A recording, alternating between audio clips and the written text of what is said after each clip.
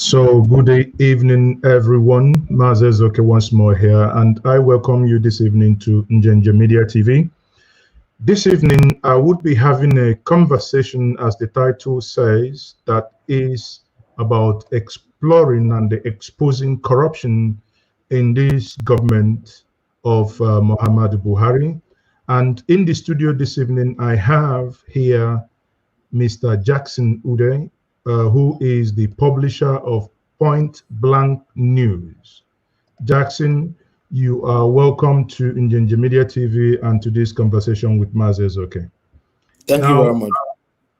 I want to start with Jackson because I understand that we have time constraint, but let me start quickly by saying you've been in the publishing business. Obviously, you've dived into things that others don't publish. So how long have you been in this business, Jackson? Well, I've been in this business of news reporting and investigative journalism for about 25, 26 years now. Whoa, 25, 26 years. Yes. So many. I started quite early in life. I started at about 18 when I was 18, turning 19. Okay. Yeah. Oh, that's good. It's indeed been a long time. But when did you when did you start the Point Blank news.com? Well, pointblanknews.com was just a child of necessity. I was in college here in New York at the time in 2006, 2007. So then I was very friendly with Omoyele Sowore when he started writing for other platforms. And so one day I came back from school, so he came to my house and asked me and told me that he has started Saharareporters. So I said, oh, that's fine. So once in a while he comes around and we'll explore stories. I do the writing and he does the investigation part of it. I do the writing.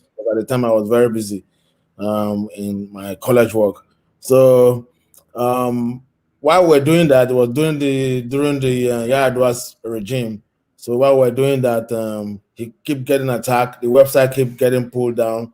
The website kept getting attacked. So one day he suggested to me, said, why don't you open or set up a news platform for which we can now maybe fall back to in case the government pull down Saharareporters. We can have one other one to use in exposing corruption.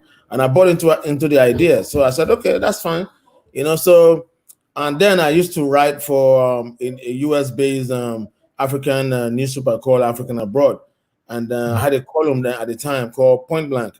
So I decided to say, okay, since I already have a name that people know me with around US, New York area, they know my column. So why not just set up a website called Point Blank News? So I just adopted that name from my column and I set up Point Blank News in 2007. So me and Sowore collaborated and did so many expos. Part of the things we did was what led to the arrest and conviction of former governor of Delta State, James Buhari. James Buhari, okay. Yes. Yeah. Because I think, as of that time, you were talking about, about Saharareporters, Point Blank. Mm-hmm. And there is another two, I think one of them, I think Hulu Online or something like that. Hulu Online.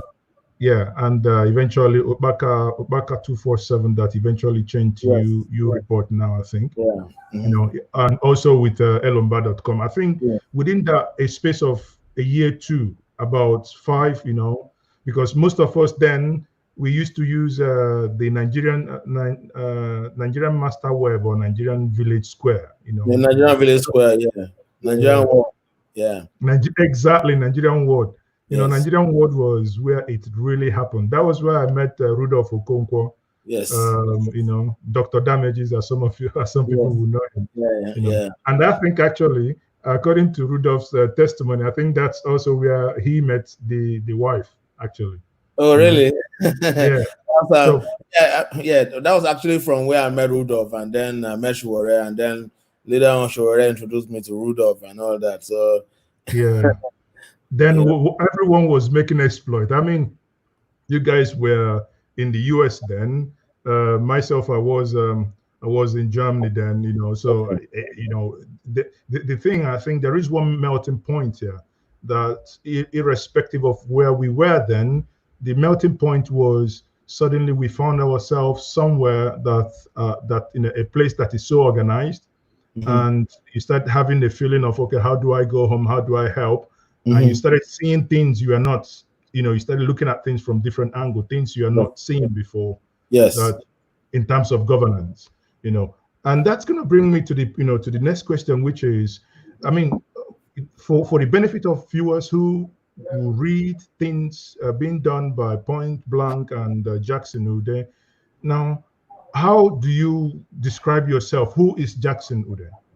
I'm just a normal guy. There's nothing so special about me and what I do. I'm just a person. I'm just a guy who's not really happy with where I find myself. I'm just your normal guy. You can, when you see me in the street, you not believe this is the same person.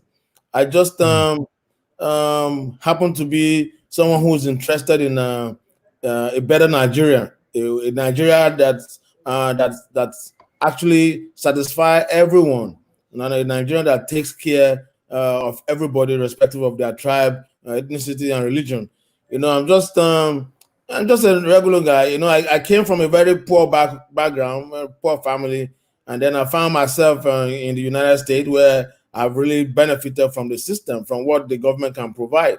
And my thinking is what I've seen here should also be replicated in my country of origin.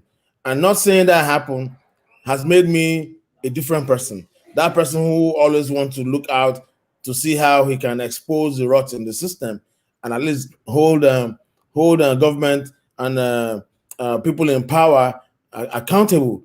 Because where I live, we hold people accountable. If Trump is failing today, it's because people are asking questions. If Trump is doing well today, it's because people are asking him to do more.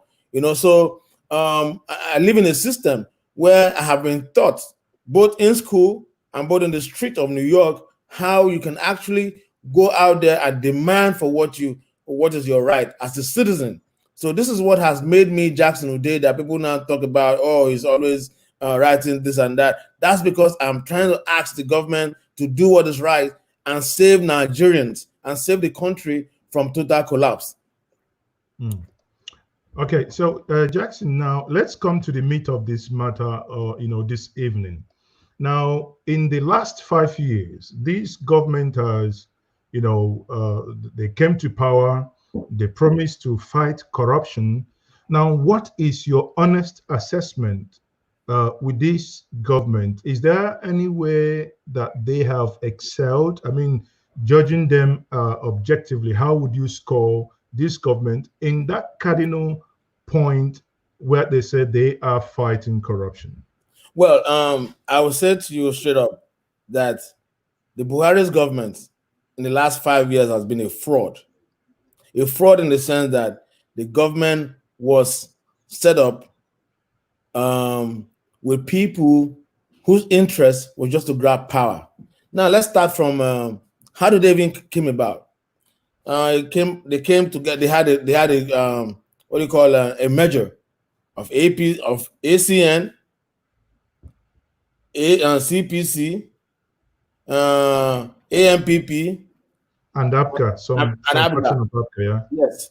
So now, when you look at this group of persons, where do they have as a meeting point on building a strong, vibrant Nigeria? ACN was a regional party led by Bola Tinubu. Who's Bola Tinubu?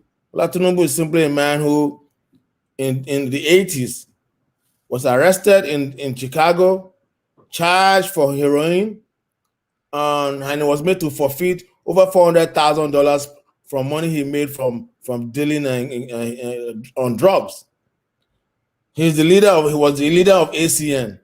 Now in CPC, who do you have in there? CPC was formed by some Northerners, led by Buhari.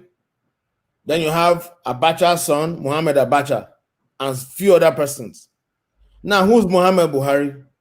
Muhammadu Buhari was a military head of state, a dictator.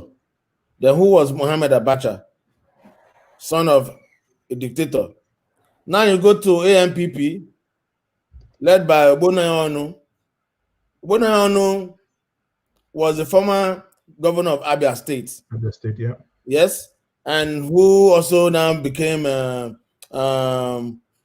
politician who had been aspiring to be president. And you can say he's relatively about the cleanest among the group. Then you now go, but he's not grounded in the group. Then you now go to Abga. Who is Abga? Abga was set up by Ojukwu, but what's that? Ojukwu or Chekwas Okorie? Well, Chekwas Okorie, but it was a product of Ojukwu's ideology, so we could say. Then you now had what's his name, former governor of Imo State. What's his name again now? Is that Chiku Denwa or Hakim? Which one? No, the last one who just got kicked out. Ah, that's Rochas Okorocha. Yes, Rochas now took elements of Abga to that merger. So when they formed that merger, they became APC after the merger, with Buhari's element in CPC taking a major stake, followed by Tinubu. Then other crumbs left for the Abga and AMPP. Now the CPC are in control of government, but when they formed the APC, there was no clear-cut manifesto built on honesty, built on competence to lead Nigeria. So they won the election. When they won the election, they won the election not believing that Jonathan was going to hand over. So there was no plan in the first place. So when Jonathan made that phone call and considered what then happened, they now started running around trying to form a government. So when they formed the government, they had no clear-cut policy framework on how to run Nigeria. So that is why now everyone is just doing what they want. Everyone is just busy doing what they want. There is no corruption in this government. Has been created right from the beginning of the merger. That was when corruption started, from the merger. Okay, so but let's okay. I mean, I'm not a politician, but let's bring it back here on the issue of corruption. I mean, we can see. Are you saying there are no successes being recorded? I mean, we see people being paraded. We saw two former governors being sent to prison. You know, and who of the governors? I think what's it called? The ones people argue were started prosecution. The PDP started the prosecution anyway. But irrespective of who started the prosecution, the thing is that they went to jail in this. You know, they were jailed. And you have the one that is closer to you. You know, that is gone to jail and come back. The house. Yes. Okay. So let's. You know, first of all, Buhari has not recorded any success in the prosecution of corrupt persons. Buhari has not recorded any success. There is no person under the Buhari's government that I know that have been caught, charged to court, prosecuted, and sent to jail. None. Everyone that has been prosecuted or sent to jail were those ones that their prosecution either started during the PDP era. So Buhari ended up getting the claiming the success. But the point is that nobody under Buhari has been arrested under his government, charged to court, and prosecuted, jailed. Well, the former the former SGF, right? Babachi Lawa. The grass cutter species. Yes. The man still walks around in government circle Even But though in fairness, sorry, Jackson here, but in fairness to Buhari, some people would argue that Buhari is not the court, the judiciary, to basically do the needful. those who are around Buhari use the name of Buhari to intimidate judicial workers. That is the problem. Buhari, we understand that Buhari is not the court, and Buhari is not this and that. It's not the judiciary. People use Buhari's name to intimidate judges and judicial workers to slow down these cases. That's why today you see them go to court. Either the judge is not around, or the judge postpones the courts or postpones hearing. These are functions of people working behind the scene to frustrate investigation using the name of the same Buhari that we're all talking about as Mr. Integrity. So there is no one right now in Buhari's government who will be prosecuted. And then I will tell you that one for free. Now, if people online now reading and making their comments and watching us now, if they start saying, well, there was also no successes recorded under the previous government of PDP. I mean, not under Obasanjo. Obviously, we saw the successes recorded under Obasanjo. But if we come back to the last PDP government before APC, if they say, as they are already saying, that there were no successes as well recorded in that. But again, for me, it will probably be, if we agree that the last PDP government was a failure, then are you competing for failure? You see what I mean? No, see, the point is that let's accept. I mean, for me, it's not a question of whether I'm sympathetic to any party. I believe PDP failed. The result of their failure is the defeat that they suffered in 2015. But I believe that Buhari's government was coming to clean the mess, was coming to fix Nigeria. So we are holding him on that high standard. If you say you're coming to government, or you're coming to lead, was because you saw a lot of mess and you are coming to fix them. And you are not even 5 years into your government, you have not shown any sign that you're actually fixing. Instead, you are taking the country back. Then people like me will hold you to your word. Buhari came to government on a very high note of wanting to fix Nigeria, prosecute corruption. He want to fight corruption. He want to fix the economy. Naira was going to become $1 equivalent. Buhari, that was what Buhari said. They were going to create 3 million jobs. Guess what? Over 6 million jobs was lost under 2 years. But he was going to create 3 million. So at the end of the day, you ask yourself, this same government that came under this premise of fighting corruption, fixing Nigeria, and they've not done any sane-minded Nigerian would say that they have failed and they are at best a fraud. Because if a fraud cannot fix a fraud, it means that fraud that cannot fix a fraud is a fraud. That is fraud squared anyway. Yes. Okay. So in recent time, Jackson, we have seen your tweets and your allegations on Twitter.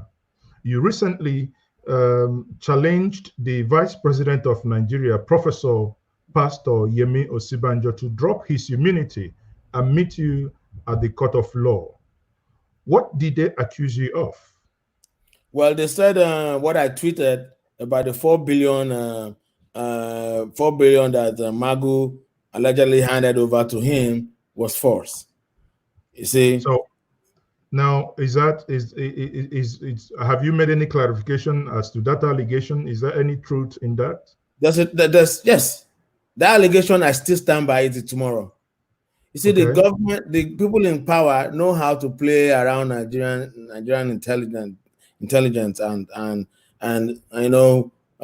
weaken their ability to think. Now, when Buhari was going away for military, for his medical situation in London, Oshibajo took over. Now people have failed to ask the question: who was Magu before now? Magu was in the EFCC office in Lagos. Magu was prosecuting element in Lagos, political element in Lagos. At the time, Oshibajo was commissioner. So Magu knows Oshibaju. Tinubu knows Magu. So it's a circle. In 2006, Magu arrested people from the Alpha Beta company owned by Tinubu's fronts. We all know that Alpha Beta is Tinubu's company, but he has fronts, people fronting for him. When Magu arrested those folks, what happened? Alpha Beta, is that the company that collects taxes for Lagos? Yes, that's the company that collects taxes for Lagos. So when Magu arrested these folks in 2006, what happened? They were released after one night in detention and asked to go, and that henceforth Magu will no longer disturb them. That was because a deal was done at the back between Magu, Tinubu, Oshibaju involved. Okay? So the relationship didn't start now. So when Magu now found himself as acting EFCC chairman, guess what happens? They do another deal with the same elements he had as friends from way back from Lagos. They brought in a guy who used to work with Oshibaju. He used to work in Oshibaju's law firm when Oshibaju was a lawyer in Lagos. He was Tinubu's lawyer. They brought him, made him Magu's chief of staff. His name is Olukoyode. They made him Magu's chief of staff. Okay? So, before you know it, he assumed office as Executive Secretary, EFCC. Okay? So, somebody now writes a petition alleging 100 billion naira tax fraud and money laundering against Alpha Beta company, same Tinubu's company. Where is that petition now? Magu said he can't probe that petition. In fact, when that petition was issued, it was moved. Some people in AFCC were moving it around to take it to begin the prosecution. Olukoyode was told he called for that petition and killed it. So, which means EFCC is an arm of the Tinubu and Oshibaju.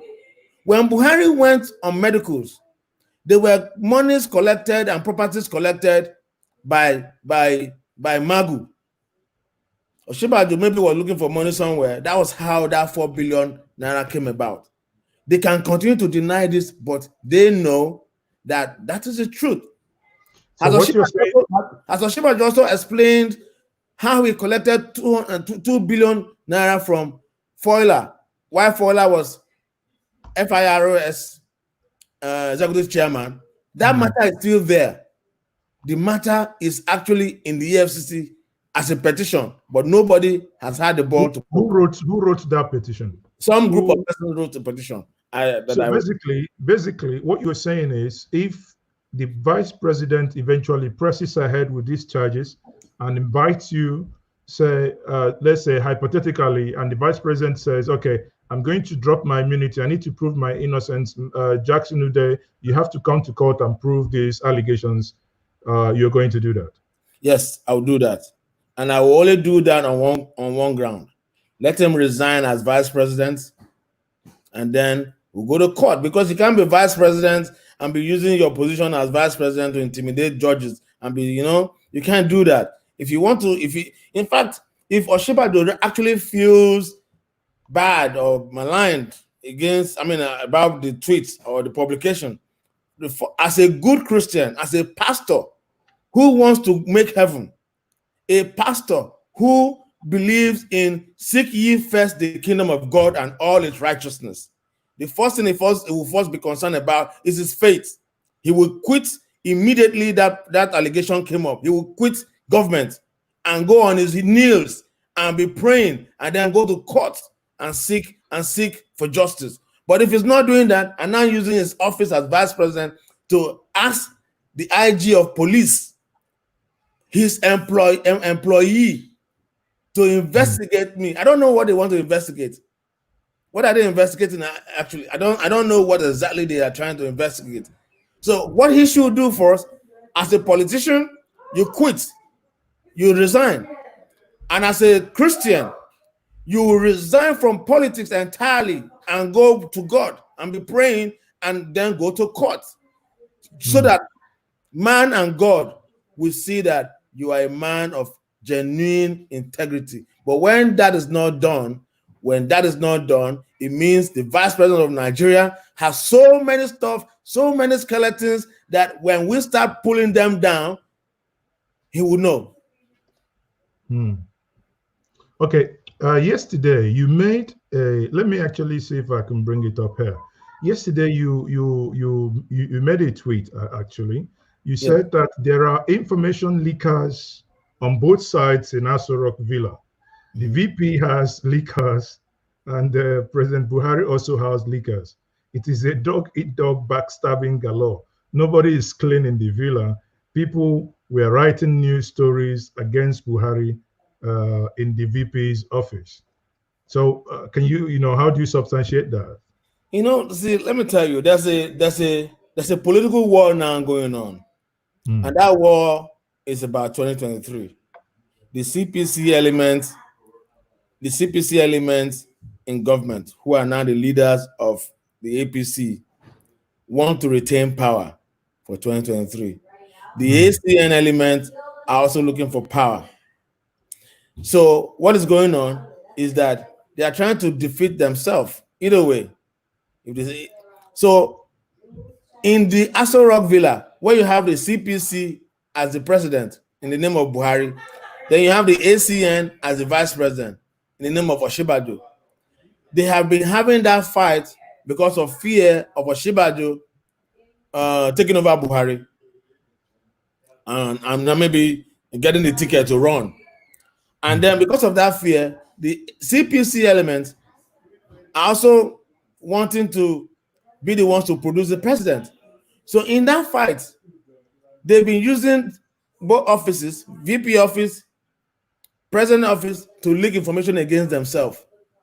There is someone in the VP office who leaks information to the press against Buhari. In fact, they were doing it even when Abia was still alive. They did it, and people in Buhari's office are also leaking information against Osinbajo because they know that same thing is happening in Osinbajo's office. So it's like dog-eat-dog situation, and they know it. Has anybody asked why the DSS raided the office of the VP? That was one of the reasons why the DSS raided the office of the VP before the 2019 presidential election. And nobody has raised that issue. Okay, so can we quickly, I've just come back to the issue of corruption, but let's move back to some of the things the viewers have been pointing out here. Some people want to ask you, have you changed your mind about Ngozi Okonjo-Iweala? Because it appears that you've been accused of working and tweeting against her as she was the Minister of Finance under the previous government, under the previous PDP government. I have. I really would not want to speak so much about Okonjo-Iweala's situation because she and I have already discussed. I explained to her what had happened. But because the issue became a matter of a court situation, I just allowed her to do whatever she wants to do, to go to court, and because that is the most civil way. I met her in New York, and we had a conversation, and I told her how that story came about. Even though at the time I did not mention names, but I will give you an idea. Okay. Go ahead. I'll give you an idea. Go ahead. I was sitting in a former governor's house, right? Yes. So when I was sitting there in Abuja, the owner of that property came into the house, and while we were there discussing, the person told the owner of that property told the former governor about a property he just sold to a minister serving under Jonathan. Okay. So when they were there discussing, so that former governor was accusing the guy of promoting corruption by selling that kind of amount of that kind of property to a serving minister whose salary was not up to that. So while that conversation was on, El-Rufai came in. And the former governor now pointed at El-Rufai and said, you were the one giving land to this man to be building houses and be selling to corrupt politicians. And so El-Rufai just smiled over it, and then they sat down there. And they were just having that conversation. So once that they should turn down that stuff. Once the conversation went on, the journalistic instinct in me came on. And once they left, and then I asked the former governor, who is this minister? And the former governor told me the minister. So I immediately called my reporter and gave him the address of that place and asked him to go check. So the reporter got to that house, spoke to the gate man. The gate man was a little bit evasive. So the gate man now gave the reporter a number to call. So the reporter called that number and pretended to wanting to buy a property.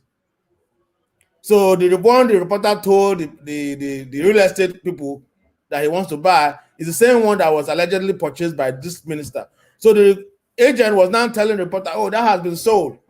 So the reporter was asking the agent, who, but my friend told me, because the reporter posed like a government official who works in the presidential villa. So my reporter was now telling him, oh, my colleague said, no, this is not the one he bought, that he bought the one opposite. So the agent was now telling my reporter, no, it's that one, that number 3 is the one they bought. So my reporter was now, who was posting as Aso Rock, and as a politician in Aso Rock, was now telling the agent, no, my friend in government, were in some office, told me. So at the end of the day, the agent now opened up and confirmed to my reporter indeed who purchased the property. Right? So my reporter, is that information that was confirmed by the agent on the telephone? Was that information right? Well, my reporter confirmed that the agent confirmed the information I gave him to be correct. Okay. You understand? So when my reporter did the report and sent in, and it was published. It was published almost the same time where Nigeria was under a standstill with the fuel subsidy removal crisis. So it went viral that at the time we are suffering fuel subsidy, where people are agitating for fuel subsidy not to be removed. Ministers are buying, or government officials are buying this amount of property. So it went viral. So the minister now decided to go to court. So what they did was they now went back to the owner of that property and made him write a letter to say this minister didn't buy that property. I know all that went on, but in any case, that's how the case ended. And at the end of the day, the woman went to court and then before you know it, they said they got a judgment. All I was interested in is Point Blank News is not a Nigerian company. It is an American-based company. You understand? And if you want to sue, you come to the US and sue. That's where it has jurisdiction. And if you want to sue me as a person, you can't sue me in Nigeria. You would rather sue me in the US. This is where I have things you can actually claim. Because I'm an American, even though I'm a Nigerian by birth. You understand?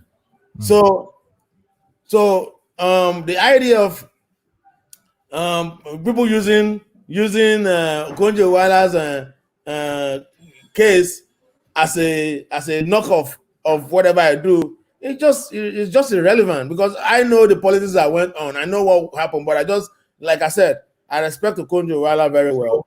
Would it be fair to say that since after the incident that you have settled out of court with Dr. Okonjo-Iweala? No, it's not like we settled out of court. She actually obtained judgment, restraining me from publishing for anything about her, against her, whatever. I didn't. That's what I read. I didn't see court paper. I just saw press release issued by her spokesperson. I didn't see no court paper. Nobody served me and all that stuff. So, and I can't really speak much about it. But the point is that I respect her, and I spoke with her, and I understood how she felt. And I understood how her husband also felt. And so I just leave it at that. Okay, that's fine. Let's move on. But now we will come back to maybe a Niger Delta question again. But let me come back to corruption. You made another tweet where you said that Buhari had the chance to fix the country where others failed. He didn't. You went on to say that he employed criminals and allowed them to loot and plunder. Again, are you saying that the president is not trying his best to fight corruption? Let me tell you what's going on. Aso Rock now for Buhari is a nursing home. Aso Rock for Buhari is a nursing home, you said? It's a nursing home. Aso Rock for Buhari is a retirement home.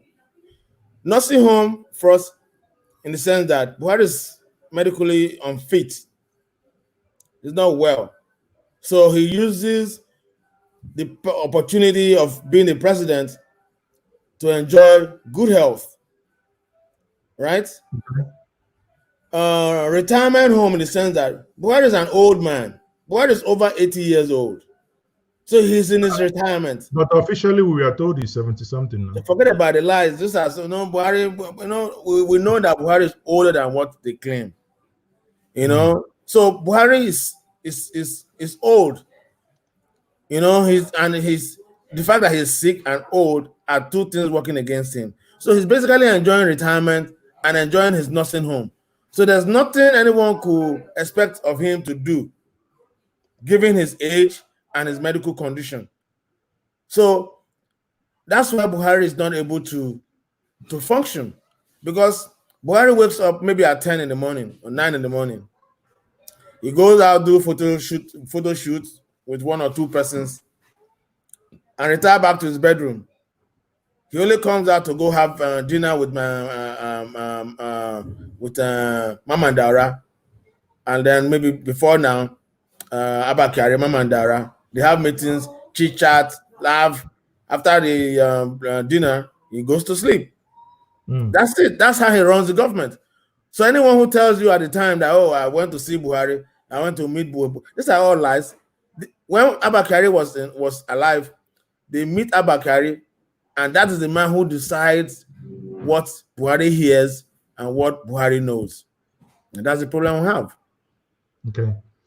So obviously, your argument is that the president is not in charge. Then the question, obviously, that will come as the next is, who is in charge? Do you have any idea who is in charge? If you're insinuating that the president is not in charge. Before now, the president has never been in charge. So once Kyari died, and they brought in a new chief of staff.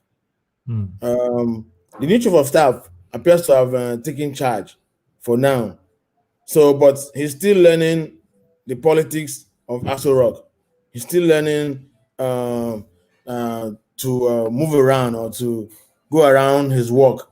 You will know that, you will realize that before he was even appointed, it was Tunde, quote unquote, who was the de facto chief of staff. He was the one running the show. So that almost crippled governance until they hurriedly went and brought in Gambari who appears to be a more urbane gentleman who understand politics and understand diplomacy. So I think he's using that now to try to calm down nerves and inject himself more in what happened. So what you're saying is that you think that that Gambari is going to bring in a different mix to governance in Nigeria as it stands today. Yes, Gambari I know very well. I know him personally. In fact, I see him like a father figure, because when he served in New York, I had opportunity of meeting with him several times, and we talked. In fact, when I was student government president at the City University of New York, Lehman College, he had honored my events as Undersecretary General, and so I hold him in a very high esteem. People may have other opinion about him, but he's a man that I believe, given his experience and all that, he has what it takes if he's allowed to function properly, to at least redirect the government of Buhari. But he's serving a government that you've been, many have seen you as the biggest critic of this government. I mean, and are you not giving him a chance to some of those things? I mean, you've basically rightly said now that you know him, you've met him in New York. Now, if he's serving a government that some people might argue, why don't you channel those critics to him in order to implement and give them time? Probably if they fail, then you can set the roof ablaze. No, I mean, his appointment doesn't stop me from doing what I'm doing. That I know him doesn't mean that I can't express myself. Yes, I'm giving him chance, but that doesn't stop me when I see corruption, or when I see elements of corruption, or what people have done in that government and I don't expose it. No, that can't stop me. I know him, yeah. He knows me, yes. But the fact remains that I'm doing my own part of trying to fix Nigeria, and I'm sure he's also doing his own part of trying to fix Nigeria. So my own part is reporting people who are corrupt, exposing them, and so that he on his own part take it up from there and either ask the president to go after this person or ask the president to relieve so and so person. Okay, so on the screen is a document that you shared about Abba Kyari and how the oil well deal. Again, I hope some viewers can basically expand it to see the content. Can you basically explain that document and what you understand from that document? So if you remember OML 11, yes, the controversy surrounding it, OML 11 was an oil block that was located to Shell. So for some reason, Shell and the federal government could not agree on the renewal of that OML 11. That OML 11 is a very juicy oil block. So now, from what I understood, when there was no agreement reached between Shell and the Nigerian government, the oil block remained there until Kyari now decided to secretly award that oil block to his friends in a company called Sahara Group, owners of Sahara Energy. So now, this document was supposed to be how that money from that oil block, the accruals of that oil block, is supposed to be shared. So Abba Kyari sits in his office and decides that $1.099 billion accruing from that oil block should be shared to different entities.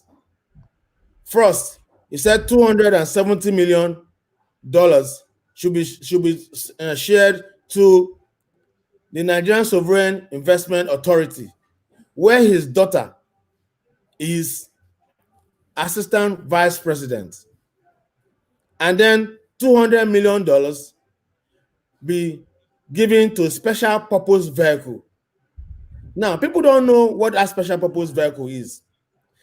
From my investigations, that special purpose vehicle turns out to be Sahara Group, owners of Sahara Energy, the same people that he secretly gave that OML 11 to. So now, Sahara Energy or Sahara Group gets 200 million from an oil block they are already making money from. So That 200 million naira, $200 million now become monies to be shared by interested parties in that Sahara Energy, which has now turned to special purpose vehicle. Now, let me give you a brief background of Sahara Energy or Sahara Group and Abba Kyari. In 2015, 2016, Sahara Group was under investigation. In fact, their office in Abuja and Lagos was raided by the EFCC in 2016. Their computers and documents were all carted away. Guess what happened? Mama and Dara got involved. Abba Kyari got involved. So they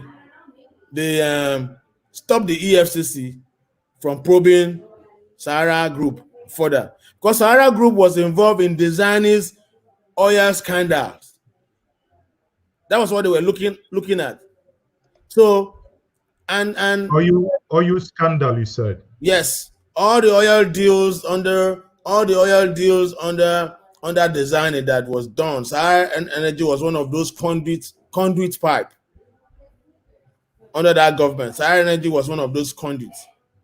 So now, when EFCC stopped probing Sahara Energy, guess what happened? Those who made that happen became beneficiaries of either shares using front in Sahara Energy. So they now started using that same company to do other deals. Remember, at the time, Abba Kyari was the chairman of the board of NNPC, who decide who gets what and who doesn't get what. So that was how Sahara Energy and Abba Kyari and Mama and Dara became partners or friends, where the Sahara Energy now becomes a vehicle, a special purpose vehicle for them to move money and move cash.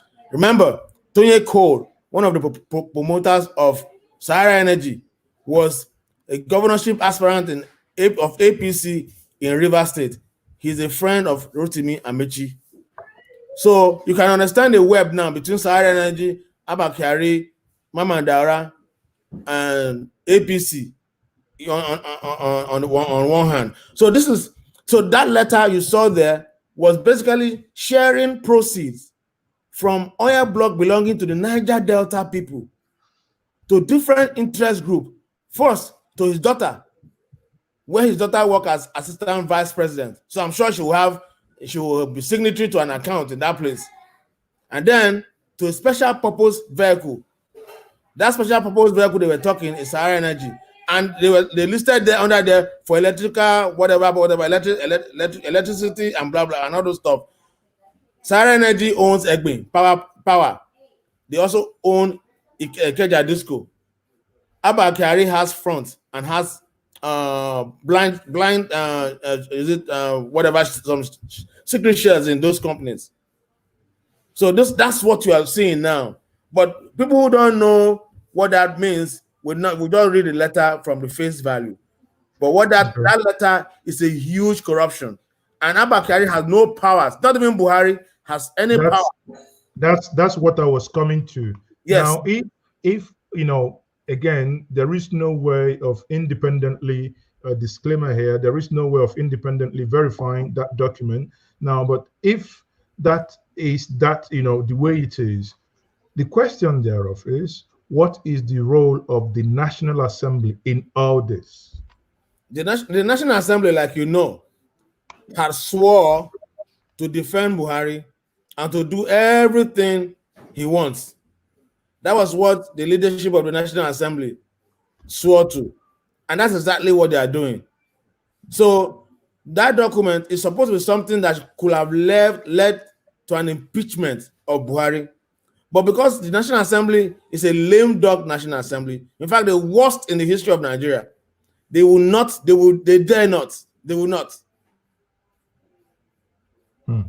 So we are, the nation does not. It's quite disheartening that if something like that happens, and there is no probe and nothing. No one is looking into it. You before now you mentioned about the oils of the Niger Delta. Now, yes, we had this in the last week. We have seen where accusations and counter accusations has been trailing, where you have the former, is it DG or director of NDDC, yeah, and the minister of Niger Delta. Now, people would say whatever is happening is Niger Delta against themselves. What's your view? Do you think that, does it show that the Niger Delta is incapable of managing their resources, or do you think it's an external orchestrated implosion, so to say, as it were? See, government set up special intervention agencies when they foresee crisis, when they foresee that there's a need to touch the people at the bottom. But unfortunately, those special intervention agencies becomes a cocoa farm, or let me say, how do I put it now? It becomes a place where people go and get money from, politicians especially. In 2001, thereabout, I was one of those young journalists who traveled the Niger Delta region to assess the damages that have been done there from exploration of oil, and I almost wept at that time. That was when the NDDC bill was to be debated in the National Assembly. I traveled to all the nine Niger Delta states with lawmakers from the National Assembly, and I saw how riverine areas have been completely damaged. People had no potable water, nothing. Their farmlands destroyed. Pipelines when pipelines explode, it raises farmlands, destroy aquatic habitat, destroy every means of livelihood of the people, and nobody was saying anything. And it continued until the NDDC Act came about. So when we did that tour and we came back to the National Assembly, it was an opportunity for an average northerner from Sokoto and Daura and Maiduguri, who had never been to Niger Delta, to have a first-hand information about how that place is. And I spoke to some of these lawmakers who have never left Kano or whatever to go to the south. They felt so bad that the goose that had been laying the golden egg for Nigeria have been so abandoned to die. They all moved. That's how the NDDC Act was passed immediately, because even the Northerners too saw what was going on. So when that act was passed and NDDC was set up, unfortunately, our southern politicians felt it was an agency where they can just go and be collecting loot. You can imagine people were collecting water hyacinth contract has been going on in that place since 2003, 2003. What is actually with that water hyacinth? It's weed that grows on the ocean, on the rivers. Yeah. You know, it actually affects so many stuff on the ecosystem, on the ecology, on the environment. So usually they give out those contracts for people to go take out those hyacinths, remove the. Okay. So it has been going on and on like that. You see companies will come and quote 10 billion, 1 billion for water hyacinth. So the place now became a cesspool of corruption. So since then till date, that is what has become of NDDC. So what you're seeing now is just a reflection of the quality of people we have as leaders, who think first of their pockets before the people they are supposed to care for. We have been talking about NDDC. It is going on in the Northeast Development Commission that recently came to to existence just a year ago. The corruption going on there now, in fact, I'm gathering materials. The corruption going on in the Northeast Development Commission is humongous. It's going to become in fact, it's going to become the next NDDC, if not worse than the NDDC. That's because politicians sees intervention agencies as an agency where they go and collect a cash cow. It's a cash. Someone said that NDDC is an agency where, if once election is finished and they want to set you up for you to grab enough money for the next election, they will set you in there because they know. Now the question is, where is the people in all this madness? The people have been cowed. The people have been cowed. Those who, you see, corruption in Nigeria is not only at the top. There are community leaders, youth groups, associations here and there. Those people have been identified and they are getting their own cuts. So because they're getting their own cuts, they no longer care. Agitation is dead. Because youth leaders, community leaders who are supposed to be fighting for the other people have been bribed. They get a cut. Every month they get their own share. Once they get their own share, that's it. So they can no longer agitate. That's why you are seeing that the people are not saying anything, because if they say anything, their community leaders will tell them different things. Or their community leaders will call those whose voices are hard, to say, oh, take your own. Everybody now keeps quiet. The problem in Nigeria is that without the diaspora voice, there will be no voice in Nigeria to checkmate what is going on. The diaspora voice is the only voice Nigerians have, because others in Nigeria have been cowed. Ask yourself, where are the civil society group? They've been divided. Ask yourself where they are now. The other day I made a tweet. I said, most journalists I know in the News Tempo magazine, at the time I started journalism, ask where they are now. They are in Oshibajo's office. They are in Tinubu's camp. They are in APC. So all those things were struggling in those days, accusing Abacha of doing, making all the whole noise in the media, fighting against oppressive government. We can't do them anymore, because even we as journalists, we're now finding ourselves inside because we're looking for what to eat. So those voices now are no longer there. The only voice that is remaining now is the voice of the diaspora Nigerians, who are trying to fight using their voice or using whatever they have to push for good governance. So as it stands, NDDC will remain a cesspool of corruption, just like the Niger Delta economic, Northeast Development. It's going to become the same thing will happen to that agency. So these agencies will become cesspool of corruption for only God knows when.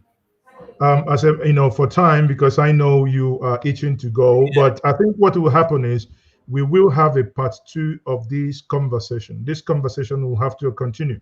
I know people here are writing so many questions that I can ask you, but let me just pick one. Someone said you accused the president and the vice president office of leaking information on both sides. And the question is, can you, Jackson, please tell us one example of information that was leaked on both sides? And I think you mentioned that before, but again, for the benefit of that question, can you please take that? Okay. When Buhari was sick, the information about his sickness was leaked from the other side. Yeah, but we don't even know what he suffers from, even when we pay the bill. That he was sick and going overseas, and with all the whole speculation about how long he's going to be in London, what his sickness was about, all this information was leaked from the presidency. Yes. That wants to run for president is amassing wealth. Those information were also leaked from the presidency. That Oshibaju was forming a think tank, or was going to the US to lobby to use some lobby group to fund his presidential ambition. Those information was leaked from the presidency. So there's so many things going on, you know. So, well, and I think recently, you know, to support what you said, I think you made a tweet where you said recently that Ruben Abati actually came for your rescue, saying that having worked and still have people within the presidency, that Nigerians shouldn't just discard most of the information that you dish out. And yeah. And to conclude, I mean, is there anything you have to say about that? You know, the thing is that I'm a very jolly, easygoing fellow. I make friends everywhere. I read Yoruba, I speak Yoruba, I understand a bit of the Islam. I'm actually every person's friend. Those who know me as a very jolly, easygoing fellow. I have friends cut across everywhere. When I walked in the villa in Aso Rock, I made friends. In fact, I won't mention their name, but they still exist either in the villa or outside of the villa or have contact. So I have friends everywhere. I have friends in the APC, I have friends in PDP, I have friends in Abia, I have friends everywhere you can think of. Even in Tunumbu's house, I have friends in there. I have friends in the villa, I have friends DSS, I have friends in the police. You know, so my network is just so wide. So that's the point. Are you trying to scare them now that you have friends in their bedroom?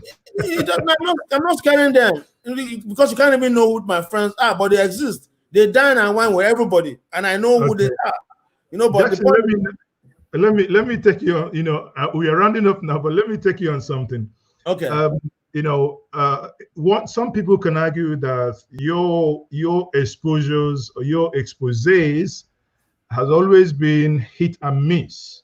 That sometime, you know, last year, that you've been accused of being the brain behind Buhari's second wife, and which many of us took as a joke anyway. So, is that true? Let me see. That information was true and true. I will tell you that. True and true. Really? Yes. Buhari got a second wife? He did not get, that was not the essence of my tweet. Okay. My tweet was basically that there were pressures to have Buhari marry a second wife. Yes, and that pressure was coming from Mama Daura, who sees the first lady as a not too true Muslim woman. She does not represent who they ascribe to be the perfect Muslim housewife. First lady is from Adama. A typical Hausa, a typical Muslim from Kano or Katsina don't consider Adama people as true Muslims. You know, like they don't consider them as typical. So they wanted a more Muslim woman who has that characteristics of what they define as it. So this lady has been with them for a long time. In fact, my friend is a friend of this lady. And but there was never a time, there was no marriage planned. No, it was a pressure, but people just took it further by saying, oh, marriage has been planned, this and that. But my tweet was essentially that there's pressure for Buhari to marry second wife. So those who knew in the north about this relationship went ahead and fixed dates, said, oh, cars, you know, just to balloon the whole stuff. But my tweet was simply that there was an attempt, or there was pressure for Buhari to take a second wife, and that actually was what was going on. Well, but again, that has been denied, that even that, you know, any form of relationship actually existed, that any relationship was just basically a cordial. Let me tell you. Yeah. Don't expect anybody to tell you, oh, this. Don't expect Buhari to tell you that, oh, this is true. Don't expect the woman to also say, oh. No, but he is in a religion that allows him for. So what's that? Yes, it's a religion that allows him for. But I'm telling you that people who are close to Buhari, his uncle, was pressuring him to marry a second wife. People have not even asked the question, why is the Mama and the Aras fighting with the first lady? Or why is the first lady not happy with the Mama and the Aras? Why are they not together? They're supposed to be family members, right? But why are they fighting? So these are some of the things that is going on between both families. Oh, we don't like you because you're not a typical Muslim housewife. You don't act like a Muslim housewife. Oh, well, you don't like us because you want to give our father a new wife. Blah blah blah. There's so many things going on. People don't know. So, but some of us who are privy to some of this information, when we put it out there for Nigerians to see how very disorganized this first family is. Okay, so if we want to stay on that one, what do you have to say about when there was a gunshot at Asoro and there was no comment? Well, that was part of the offshoot of the bad blood going on in that place. It was part of the bad, because Tunde Sabi Yusuf is of the Mama and the Aras clique. You understand? And that gunshot is what happened when the whole system has been broken down. After the death of Kyari, Tunde was the only link between the cabal and the president. And the first lady's camp wanted him to isolate after being exposed to COVID from his trip to London and Lagos. But he won't isolate, because if he isolates, they will take the phones, Buhari's phones he keeps, away from him. You understand? And that means that any information that the cabal want to pass to Buhari, Buhari will not get it. If you isolate for 14 days, the cabals will be denied access to Buhari for 14 days. And that is very, very dangerous to their own cause. Okay. So, Jackson here, thank you very much once more. And in conclusion, please, I need to still take this. Again, as I mentioned before, there has been near misses, or where the information that you've leaked is not entirely correct. We had a case of when you said that Abakari was flown to, when he was sick, he was flown abroad. I think that was Dubai, but as it turned out, he was in Nigeria. No, I didn't say it was flown to, okay, yeah, I said it was flown to Dubai. That was based on information I got at the time. There were plans. When I tracked that airline, I think there was a picture there, and I tracked that airline to see the flight information, and voila, that aircraft was still parked in Lagos. Yes, so the time zone from New York and Nigeria is different. Sometimes when I'm sleeping, I get calls from information. There were plans to move into Dubai. The plane already has been assembled, fixed. So when they gave me that information, it was that, the plan has already taken off. So I tweeted based on that information, but there was a change of plans. There was a change of plan. So, but when that change of plan happened, it was just like during the tweet I made about the CBN governor, when they were planning to remove him or not to give him second time. There were so many politics going on. The cabal wants to keep him. Some people don't want to keep him. In fact, the vice president doesn't want him around. Vice president wants one of that guy from Lagos to take over the CBN governorship job. So they were all playing all this politics, all this stuff. So I already got the whole stuff. So I tweeted, I said, there might not be a second time for the CBN governor. But at the end of the day, Funtua pushed the step. Pulled his strings and got him a second time. So that was what happened. So sometimes my tweets are based on political happenings, political ongoing. It may not come out, exactly what it is. It may come out exactly, but most of my tweets are based on what I'm seeing going on in politics. Oh, they were planning to take Abakari to Dubai, or Abakari has gone to Dubai. That was based on information I had at the time. Jackson, on this note, there are a lot of things we can still talk about. We haven't touched about what your tweets on Issa Funtua, yes, or rather the Funtua family. Yes. We haven't talked about the deals with I think it's Etisalat and all the other, when we had the MTN fine. You know, I think, you know, again, for the viewers and for yourself, because you're under time constraint, we will again reconvene on on a later date. I would only ask viewers to please subscribe to this channel and be at alert. We are going to reschedule.